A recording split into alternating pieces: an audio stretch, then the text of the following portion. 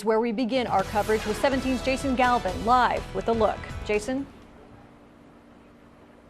Rochelle, it's a pretty remarkable sight out here, actually. You can see behind me, we're about 50, maybe 100 feet south of Mountain View Road on Tejon Highway, and you're taking a look. That's a Pontiac. It's like a Grand Prix, and it's stuck.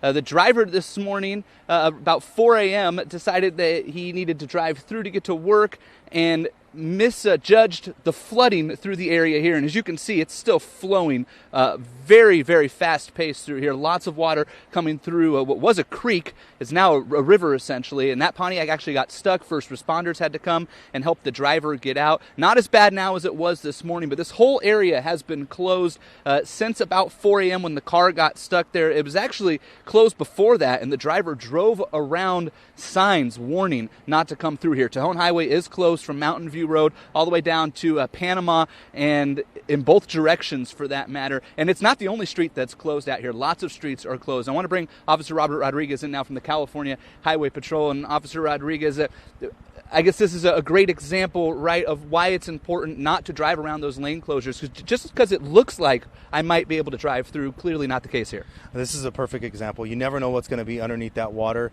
But moreover, you're putting your own life at risk, but you're also putting our lives at risk, the first responders that have to come out here and rescue you from your vehicle. And this is not the only instance that we've had, I understand, this morning of rescues that have had to be done, right? Well, we had about 4 vehicles that were stuck in the mud. We had a couple crashes. We had one person that was transported to the hospital because of minor injuries, all because they drove around these barricades.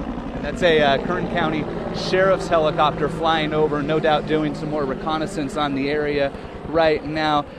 Multiple accidents, multiple cars stuck around here. Do you have any idea how long we can expect the roads to be closed in this area? Not sure exactly how long it will take, especially if we're expected to receive more rain tonight.